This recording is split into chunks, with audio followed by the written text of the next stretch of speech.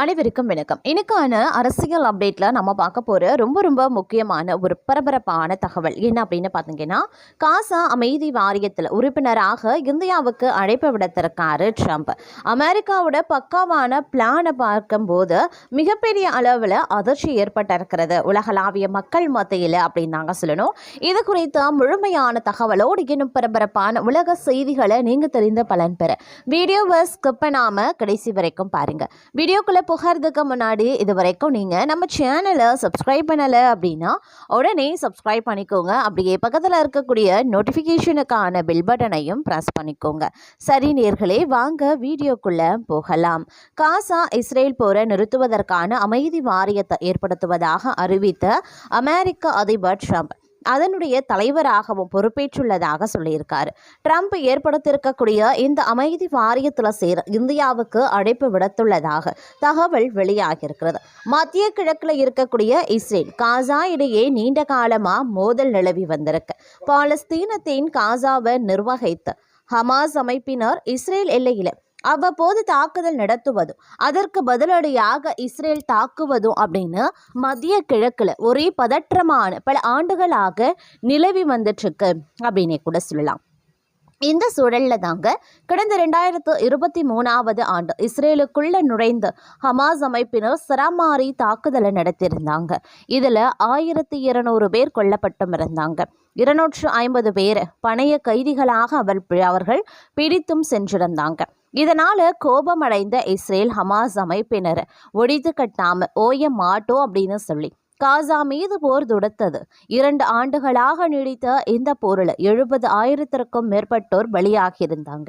அதனால் அமெரிக்க அதிபர் ட்ரம்ப் இந்த விவகாரத்தில் தலையிட்டு பேச்சுவார்த்தையும் நடத்தினார். இதனை அடுத்து எகிப்தில் கடந்த அக்டோபர் மாதம் நடைபெற்ற சந்திப்பின் போது இருதரப்பு இடையே அமைதி ஒப்பந்தம் கையெழுத்தானது. இந்த அமைதி ஒப்பந்தம் மூலமா போர் முடிவுக்கு வரும் அப்படின்னு எதிர்பார்க்கப்பட்டது. ஆனா ஒப்பந்தத்தை மீறி காசா மீது இஸ்ரேல் மீண்டும் தாக்குதல் நடத்தி வருவதாக குற்றம் சாட்டிய காசா இந்த விவகாரத்தில் தலையிடுமாறு ட்ரம்ப் வலியுறுத்தியிருந்தார். இதையடுத்து போர் நிறுத்தத்தின் 2வது கட்டமாக காசா அமைதி வாரியத்தை அமைத்த ட்ரம்ப் அதனுடைய தலைவராகவும் பொறுப்பேற்றிருந்தார். இதன் மூலம் பாலஸ்தீனத்தை நிர்வகிக்க போகிறதாகவும் கூறி உலக அரங்கில் பரபரப்பை ஏற்படுத்தியிருந்தாங்க.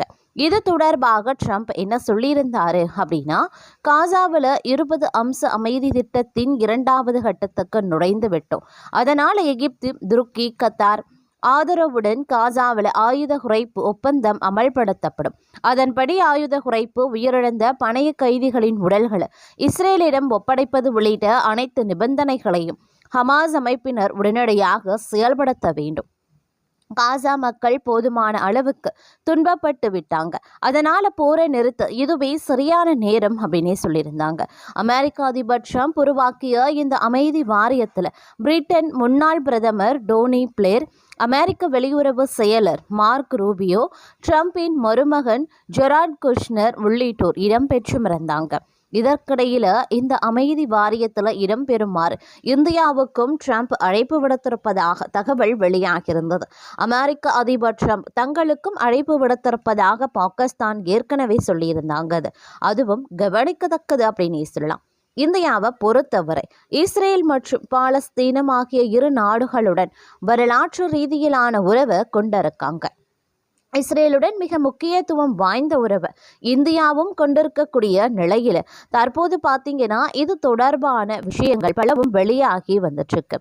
ஏற்கனவே பார்த்தீங்கன்னா போரை நிறுத்த இதுவே சரியான நேரம் அப்படின்னே சொல்லியிருந்தார். அமெரிக்க அதிபர் ட்ரம்ப் உருவாக்கிய இந்த அமைதி வாரியத்தில் பிரிட்டன் முன்னாள் பிரதமர் டோனி பிளேர், அமெரிக்க வெளியுறவு செயலர் ஆகியோரும் இடம்பெற்றிருக்கிறதும் மற்றொரு புறம் கவனிக்கத்தக்க வகையில் இருக்க பெறுகிறது அப்படின்னே கூட சொல்லலாங்க. அது மட்டும் இல்லாம தற்போது பார்த்தீங்க அப்படின்னா இதற்கிடையில இந்த அமைதி வாரியத்தில் இடம்பெறுமாறு இந்தியாவுக்கு அழைப்பு விடுத்திருப்பதும் குறிப்பிடத்தக்க ஒரு விஷயம். அமெரிக்க அதிபர் ட்ரம்ப் தங்களுக்கும் அழைப்பு விடுத்திருக்கிறதாக பாகிஸ்தானும் சொல்லியிருந்தாங்க. இஸ்ரேலுடன் மிக முக்கியத்துவம் வாய்ந்த உறவை இந்தியா கொண்டிருக்கக்கூடிய நிலையில் பாலஸ்தீனத்திற்கும் மனிதாபிமான உதவிகளை அளித்து வந்துட்டு இருக்கு. இத்தகைய சூழல்ல ட்ரம்பின் அழைப்பு மிகவும் முக்கியத்துவமும் பெற்றிருக்கிறது. ட்ரம்ப் விடுத்திருக்கும் அழைப்புக்கு இதுவரை ஹங்கேரி மட்டுமே எந்தவித கேள்வியும் எழுப்பப்படாம சம்மதம் தெரிவித்திருக்கிறது குறிப்பிடத்தக்க ஒரு விஷயம் அப்படின்னு கூட சொல்லலாங்க. அது மட்டும் இல்லாம தனது தலைமையில காசா அமைதி குழுவில் இணைய பிரதமர் மோடிக்கு அமெரிக்க அதிபர் ட்ரம்ப் விடுத்திருப்பதும் மிகப்பெரிய கவனத்தையும் பெற்று வருகிறது. காசாவில் மறுசீரமைப்புக்காகவும் அமைதியை நிலைநாட்டவும் அமெரிக்க அதிபர் ட்ரம்ப் தலைமையில் அமைதி குழு அமைக்கப்பட்டிருந்தது. இதன் உறுப்பினர்களாக அமெரிக்க வெளியுறவுத்துறை அமைச்சர் மார்க் ரூபியோ, இங்கிலாந்து முன்னாள் பிரதமர் டோனி பிளேர், உலக வங்கி தலைவர் அஜய் பங்கா உள்ளிட்டோர் ட்ரம்ப் நியமித்தும் இருக்காரு. இதுல பிரதமர் நரேந்திர மோடியையும் இணைய வேண்டும் என அழைப்பு விடுக்கப்பட்டிருந்தது. இது தொடர்பாக அமெரிக்க அதிபர் ட்ரம்ப் பிரதமர் மோடிக்கு கடிதத்தையும் எழுதியிருந்தார்.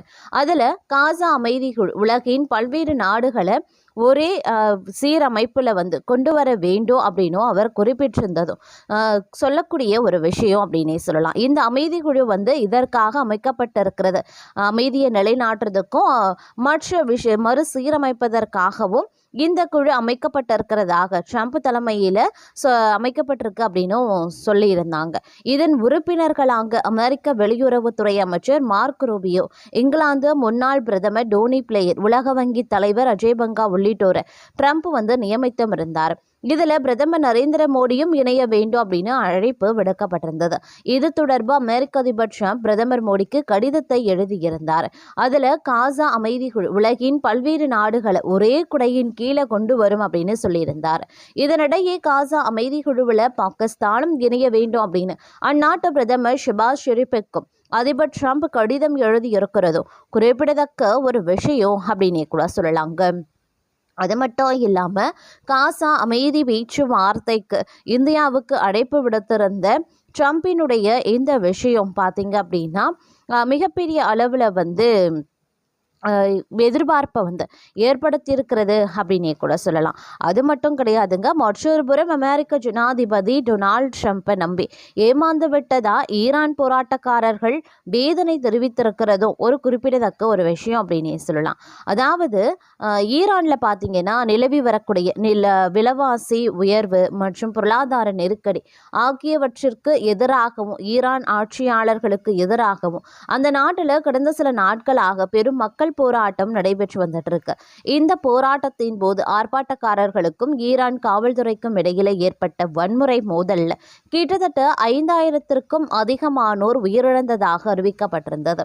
ஈரான் மக்களின் போராட்டத்திற்கு அமெரிக்க ஜனாதிபதி டொனால்ட் ட்ரம்ப் ஆதரவு வழங்குவதாக தெரிவித்ததோடு விரைவில் போராட்டக்காரர்களுக்கான உதவி வழங்கப்படும் அப்படின்னும் அறிவித்திருந்தார். இதையடுத்து போராட்டம் தீவிரமடைந்திருக்கிறது. ஆனால் தங்கள் நாட்டு விவகாரத்தில் அமெரிக்கா தலையிட்டா ஈரானுக்கு அருகில் இருக்கக்கூடிய அமெரிக்க இராணுவ தளங்கள் மீது தாக்குதல் நடத்தப்படும் அப்படின்னு ஈரான் அரசு எச்சரிக்கை விடுத்திருந்தாங்க. ஈரான் அரசின் எச்சரிக்கையை தொடர்ந்து அமெரிக்க ஜனாதிபதி டொனால்ட் ட்ரம்ப் தன்னுடைய நிலைப்பாட்டை மாற்றி கொண்டார். அதில் ஈரான் அதிகாரிகள் தாக்குதலையும் கொலைகளையும் நிறுத்திக் கொள்வதாக உறுதி அளித்திருப்பதாகவும் அமெரிக்கா எந்த ஒரு இராணுவ நடவடிக்கையையும் எடுக்காது அப்படின்னு ட்ரம்ப் விளக்கம் அளித்தும் இருந்தார்.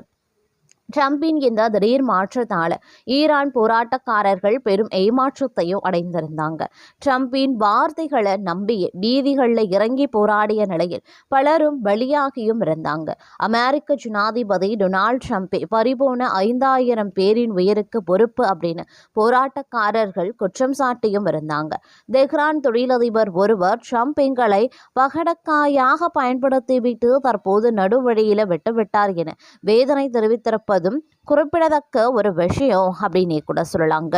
அது மட்டும் இல்லாமல் தற்போது பார்த்தீங்க அப்படின்னா ட்ரம்பை நம்பி ஏமாந்திருக்கிறதாகவும் சொல்லப்பட்டிருந்த இந்த நிலையில் பார்க்கும் பொழுது பல்வேறு வியூகங்களும் வெளியாகி கொண்டு இருக்கிறது அப்படின்னு நாங்கள் சொல்லணும். இந்த விஷயம் அதாவது பார்த்தீங்க அப்படின்னா ஈரானுக்கும் மற்ற நாடுகளுக்கும் போர் ஏற்பட்டிருக்கக்கூடிய நிலையில் ஈரானுக்கும் காசாவுக்கும் இடையில் இருக்கக்கூடிய இந்த நிலவரம் அப்படிங்கிறத பார்த்தீங்க அப்படின்னா பெருமளவில் பேசப்பட்டு வரக்கூடிய நிலையில் ஈரான் போராட்டங்களை ஏற்பட்ட உயிரிழப்புகளுக்கு டொனால்ட் ட்ரம்ப்பை வந்து குற்றம் சாட்டி இருக்கிறாரு அயதுல்லா அலி கமேனி அப்படின்னே சொல்லலாம். ஏன் அப்படின்னு பார்த்தீங்கன்னா சமீபத்தில் வந்து அமெரிக்க அதிபர் டொனால்ட் ட்ரம்ப் ஈரான் மீது இராணுவ நடவடிக்கை எடுப்பது குறித்து பரிசீலித்து வருவது போல தெரிஞ்சிருக்கு. அமெரிக்கா ஈரான் தொடர்பாக ஒரு எச்சரிக்கையை வெளியிட்ட போது இந்த அச்சம் மேலும் அதிகரிக்கவும் ஆரம்பிச்சிருக்கு. மத்திய கிழக்குல மிகப்பெரிய அமெரிக்க விமானப்படை தளமான அல் ஒய்த் தளத்துல இருந்து தனது சில படைகளை திரும்ப பெற கத்தார் வந்து உத்தரவிட்டிருந்தாங்க. ஈரான் போராட்டக்காரர்களை தூக்கிலிட்ட அமெரிக்கா கடும் நடவடிக்கை எடுக்கும் அப்படின்னு ட்ரம்ப் சொல்லியிருந்தார். இருந்தாலும் வியாழக்கிழமை மாலைக்குள்ள மரண தண்டனைகள் ஒத்தி வைக்கப்பட்டிருந்ததாக ஈரானில் இருந்த செய்திகளும் வந்தது.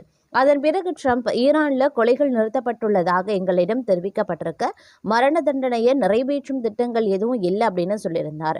வியாழக்கிழமை மாலைக்குள் மத்திய கிழக்குல பதற்றம் தணிந்து வருவது தெளிவாகவே தெரிந்திருக்கு.